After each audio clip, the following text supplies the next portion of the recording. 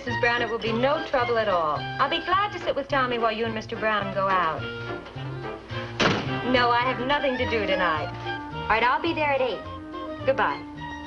Pat, pardon me, but what do you mean you have nothing to do tonight? Have you forgotten that we have a date to watch the wrestling workouts tonight? Well, how could you forget a thing like that? We were going to go to dinner, watch the workouts, then go back to your place for a late snack. Forgot all about it. Huh, fine thing. But I can't let Mr. and Mrs. Brown down. They can't get their regular babysitter, and, well, they've already made their plans to go out tonight. Oh, great. Why don't you take Freddy? I borrowed the money from him to take you out. I don't want to spend it on him. I'm sorry, Mickey. I can't see how I can possibly get out of babysitting tonight. Well, there is a way. I'll just go into Mr. Brown and say you can't possibly babysit, that's all. Now, Mickey. He'll understand our side of it. I'll just say, Mr. Brown, I'm very sorry to inform you, but Pat cannot possibly babysit with your son this evening. After all, our date has priority over babysitting. And so, therefore, Mr. Brown. Yes, Mulligan?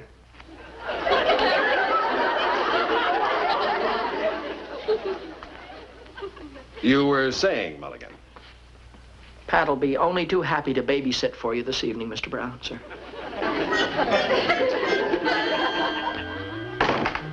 Hey, Pat.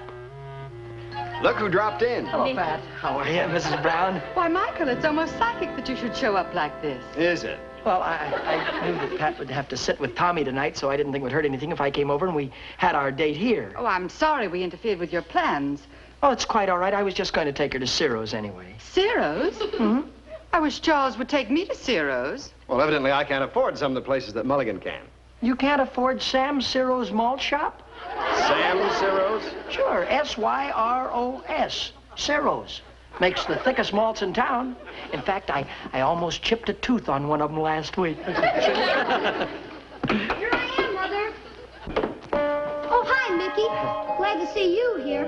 For a minute, I thought I was going to be a pretty dull evening. Ouch. Tommy, you behave and you do as Pat says. Good night, dear. The top of my head. I don't want lipstick on my face.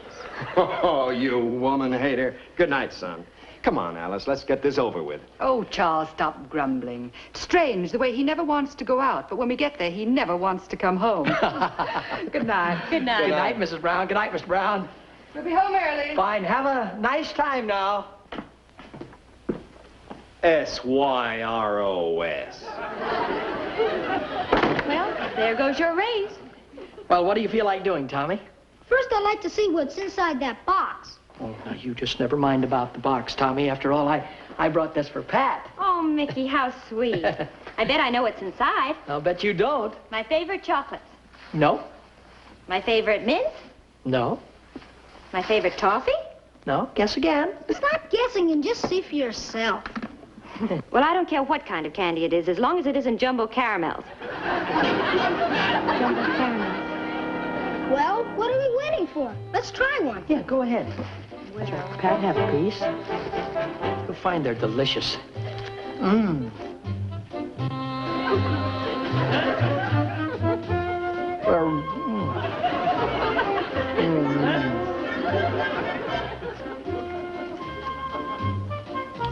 Go ahead, have another one.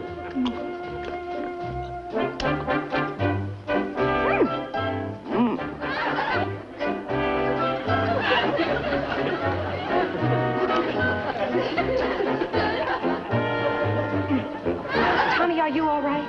Mickey, what have you done? He'll never be able to open his mouth again. Chew, Bart, chew. Don't let it beat you. Just chew.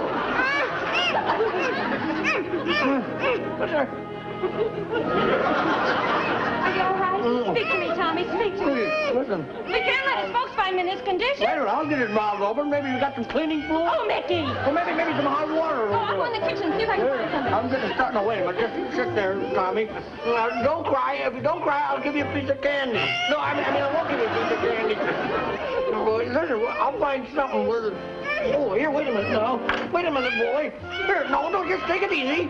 Wait a minute now. Open the mouth. Mickey, I couldn't find anything. Mickey!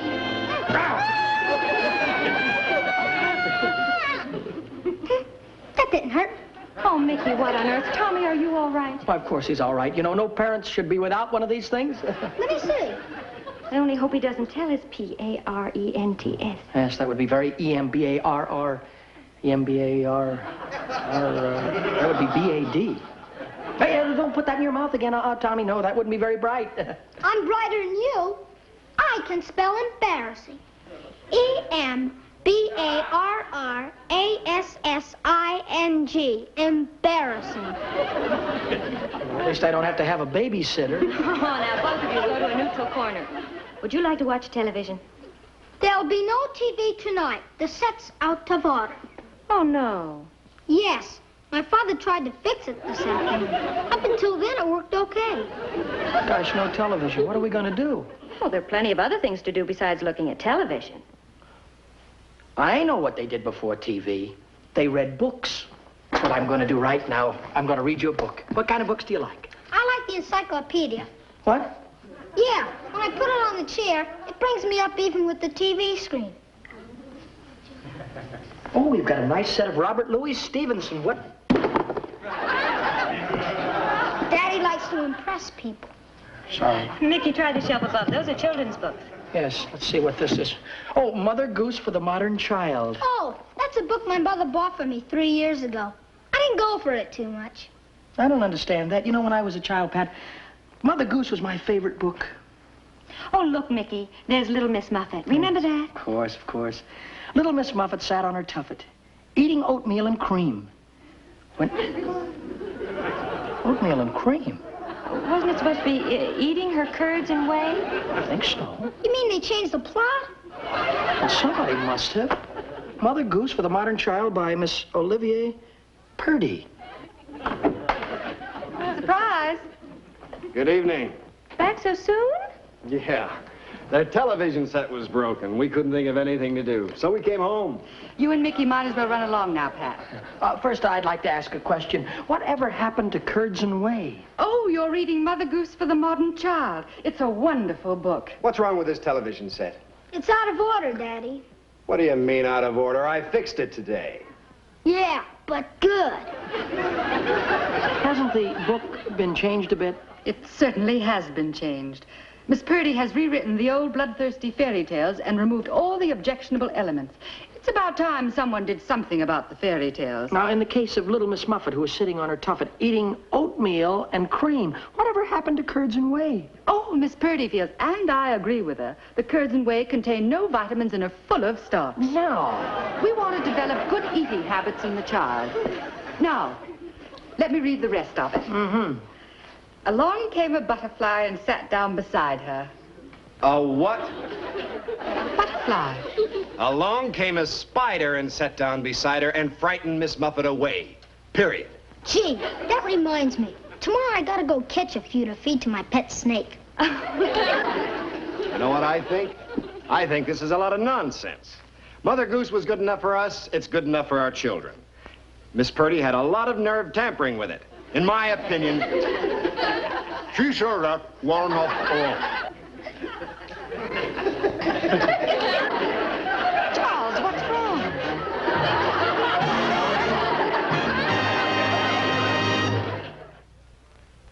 Well, what do you know? My favorite inlay. We're on sale. Hey, Mick. Oh, Mr. and Mrs. Brown. Imagine finding you here. We just thought we'd drop in for a visit with our son. I hope we're not interfering with anything. Oh, sit down, Freddy. We're happy to have you. Oh, thank you, Mrs. Brown. Hey, Mick, I brought the rest of the candy. Didn't want us to run out. Try one, sir. They're delicious. No, thank you. I just enjoyed one. Say, I never saw one with gold in it before. But, Freddy, we're having a very interesting discussion. I'd like to know how you feel about modernizing fairy tales. Oh, I go for that. Got to keep abreast with the times. Now, take Jack the Giant Killer. Mrs. Purdy says... Jack the Giant Killer is my favorite fairy tale. Anyone who touches a word of that will have to answer to me. Now, Charles, don't be stubborn. I agree with Mrs. Brown. Take Mother Goose's version of Jack the Giant Killer. It's all one-sided. Traitor. Let's face it, Mr. Brown. Everybody's heard Jack's side of the story. Don't you think we should hear the giant side? What do you mean, Mickey? Well, children all over the world have heard about Jack the Giant Killer. It's about time somebody told the giant side of the story. Go ahead, Mickey. Tell us. As if anybody could stop him. Once upon a time, long, long ago, lived a kindly, handsome, lovable giant named Willie. who lived in a 30-room castle in the high-rent district. His dearest possessions were his hen that laid the golden eggs, his magic harp that played by itself, and his adoring wife. In that order. He would have been perfectly happy except for the fact that one of his neighbors had a boy, Jack, who was a mischievous little prankster. The kid drove him crazy, in fact. It got so bad that Willie had to sneak into his own castle to avoid stepping into one of Jack's booby traps. Mrs. Giant was a wonderful wife. She kept everything in apple pie order except the apple pie. She just couldn't bake a good one. But she was beautiful. 4 grains past 5. What on earth is keeping Willie? Oh, here comes Lamekins now.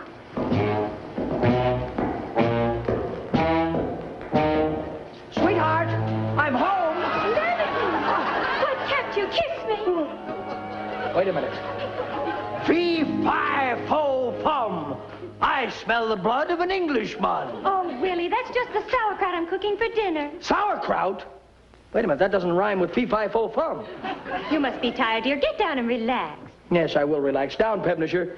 But how can I try and relax with that boy Jack in the neighborhood? I don't know what he's going to do to me next. Call for me at 9 in the morning, will you, please? Yes. Thank you. Oh, gosh, it's good to be home. One thing you can be thankful for. You don't have to be a giant here. In your own home, you can be as small as you want. Say, dear, have you seen Jack at all today? Oh, no, I haven't, Willie. Neither have I. You know what? Maybe he's going to leave me alone after all. Maybe he's decided not to try and steal my heart from my hen that lays the golden eggs. Oh, wait a minute. What's this? What's what? Oh, no. Beware.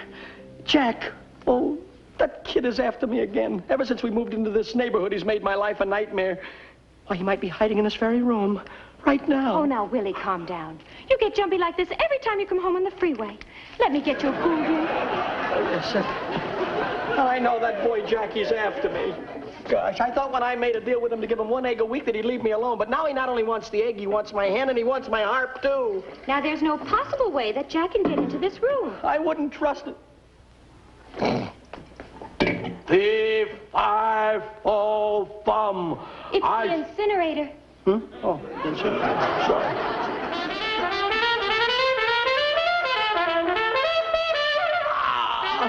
Little boy Blue, why did his folks have to give him that horn? Maybe Jack would leave me alone if I moved out of this neighborhood, huh? Now forget about that boy. Willie, would you like some oatmeal and cream? No, no, no. That's the wrong thing to feed me. You know I like curds and whey. Well, all right, but it's so starchy. Oh, Willie, I have a juicy bit of gossip about Cinderella. You do? Do you know what time she came home from the ball last night? No, tell me. 12:15. Can you imagine? You know, maybe if I gave Jack 2 eggs a week, he'd leave me alone. But you know, there's something I can't figure about Cindy. She left for the ball in a custom-built convertible and came home in a pumpkin. Oh, Cindy, she's all right. It's just that rich fairy godmother of hers tossing around those wishes like that. Willie, what are you doing? It's only the doorbell. It's Jack. I know it's Jack. Nonsense. It's probably Mother Hubbard come for a bone again. I'll go down to the door and see. All right, dear. Oh, hello. Do you live here? No, I live next door. What are you selling, shoes? Well, not exactly. My name is Prince Charming. Prince Charming? How corny can you get? Well, I'm sorry you feel that way, but it happens to be my name. I'm looking for the girl whose foot fits this glass slipper. And when I find her, she'll win a prize. Yeah? What's the prize? Me. Oh, brother. And who might you be? I'm Jack. Oh, yes, Jack Sprat could eat no fat. Oh, no, just Jack. Jack be nimble, Jack be quick. No, just Jack. You mean Jack and Jill went up the hill to fetch a... Call me Tom. Why, of course, Tom the Piper's Jack, son. period. Hey, look, these people are very particular who they let in the castle. Since I'm a very good friend of the family, suppose you give me the slipper and I'll take it in and test it for you. Why, thank you, Jack. Say, you'd better be careful about jumping over those candlesticks. Huh? You may be nimble, but sometime you might not be quick enough.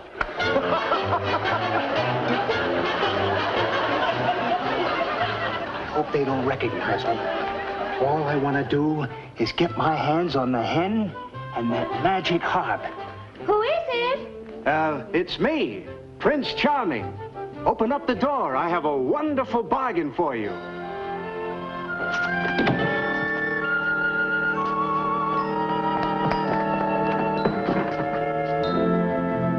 It's such a lovely glass slipper. I wish you had it in my size. Would you mind if I tried it on again? Oh, not at all. Oh, thank you.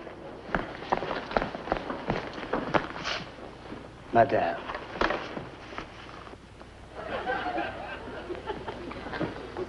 Who are you? Oh, Willie, this is Prince Charming. Good afternoon, Mr. Willie. I've seen this fellow someplace before. If you were wearing glasses and didn't have that mustache, I'd swear that you... Steady now. Let's see if we can get this to fit. Fee, fi, fo, fum. I smell... Lilac hair tonic. Must be catching a cold. I haven't smelled the blood of an Englishman all day. There now. How does that feel? Well, it's a little snug, but I like the style. Well, we can order you a larger pair. Do you have it in navy? Oh, yes, we have it in Navy, Army, Air Corps, and Seabeam. Oh, Prince, you've been so charming. Would you like to stay for a cup of tea with us? Well, I prefer a chocolate malt, but tea will be fine. Fine, I'll put a pot on right now. Willie, why don't you show Prince Charming around the castle? Of course, dear, of course. So, you're a giant, eh? Well, I've been in the giant business now for 20 years. Studied under one of the greatest giants of all time, Lippy de Rocher. I always thought that giants were, Big? bigger. Yeah. Well, you see, undoubtedly, you've gotten that idea from CinemaScope. The movies make everything look big. Well, tell me, is being a giant very hard work? Hard work. I never have a moment to myself. Last week, I was on What's My Line? The week before that, I was on Ted Mack's original Amateur Hour with my harp. We came in a close second to a fellow who played his kazoo underwater. I've heard quite a lot about your magic harp. Can I see it? Why, certainly. It's right over here. Oh, boy, that's a beauty. Does it really play by itself? Anything you'd like to hear. What selection do you want? Well, I prefer jazz. Right up the harp's alley. Listen. Harp. 1, 2. Oh, like, man, that's the coolest. Crazy, Daddy-o. Go, go, go, go. Simple. Just makes every third bar. I can't believe it. Plays by itself. At times to me it becomes very embarrassing. Very what? Embarrassing. E-M-B-A-R-R. Anyway, a few years ago I tried to take harp lessons, but the harp learned faster than I did, and now the harp doesn't need me anymore. Can you play any other instruments? No, but the harp can. Plays saxophone and piano. You don't say. Yes. What was that?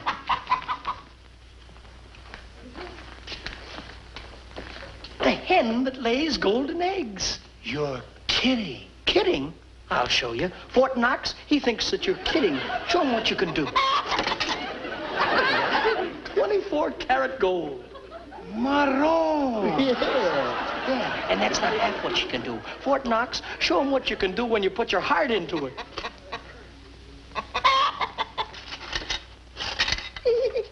There we are. Gold bracelet.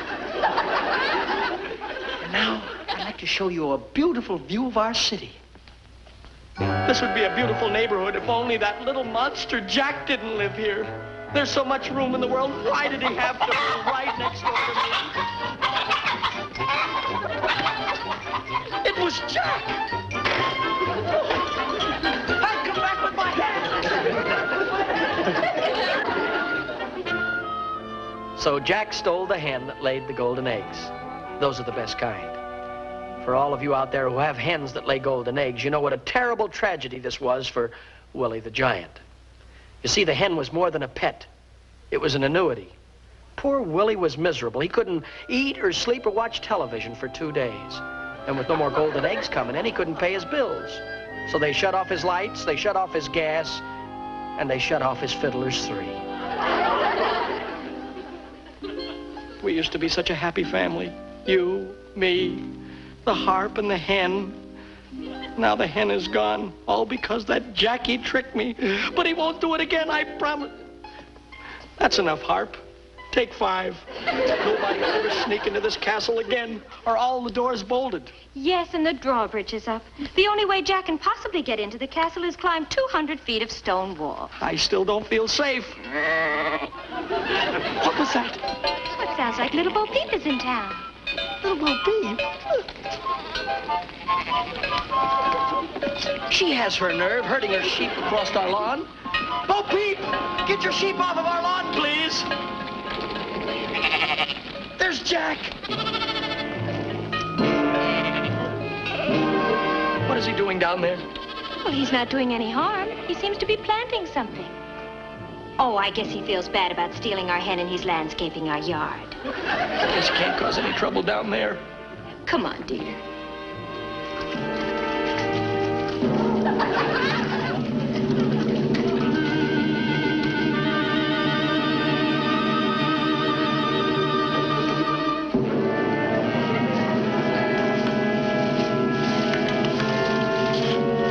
Now, Willie, try and get some sleep. Yes, I will, dear, I will.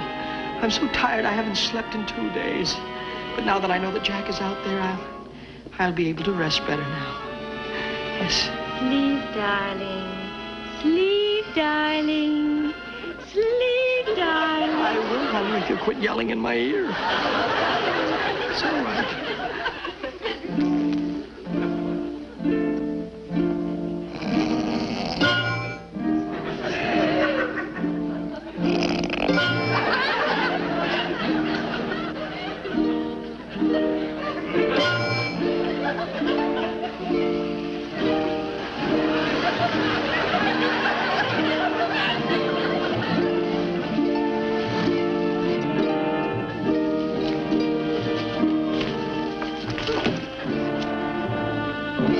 The vine came Jack.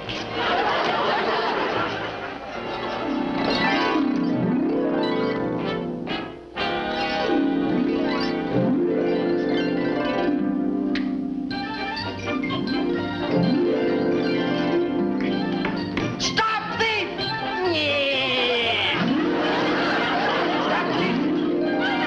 Don't do it! But he's got my harp. It's the last of my prized possessions. Oh, no, Willie!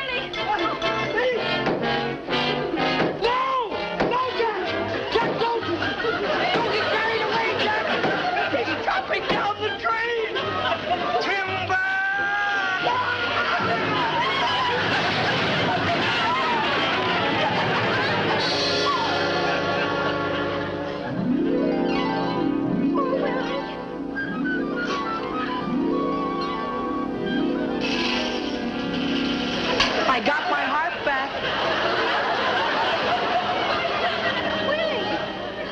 Willie! Willie Giant was happy because he got his harp back. Mrs. Giant was happy because she collected his insurance. But unfortunately for Jack, Fort Knox was so unhappy over the loss of his master that he didn't lay any more golden eggs. Just IOUs. That's the end of my story. You'll have to admit it's much better than the original version. Hey, why is everybody asleep? I'm not asleep. That set's not supposed to be working.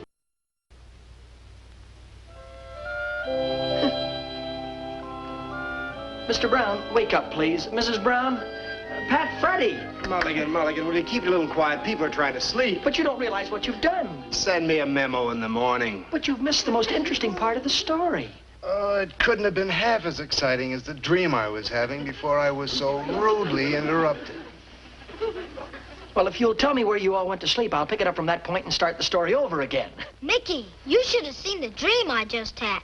It was about the giant, but he was a good giant. And Jack was a bad boy who stole a magic harp and a hen. But that was the story I was telling you about. Oh, no, Mickey. This is what I dreamed. This wasn't a big giant, but a small giant. And he looked just like you. You didn't dream it. I told you about it. And Prince Charming looked just like Daddy. And your wife looked like Pat. And the bad boy Jack looked just like Freddy.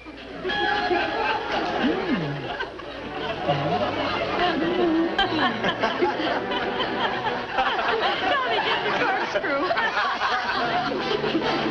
Mickey Rooney will be back in just a moment.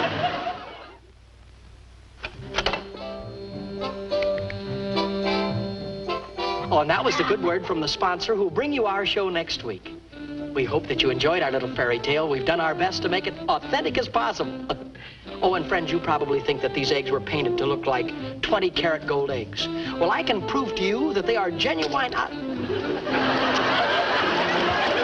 learn, I say. Oh, I'm sorry. Good night, folks.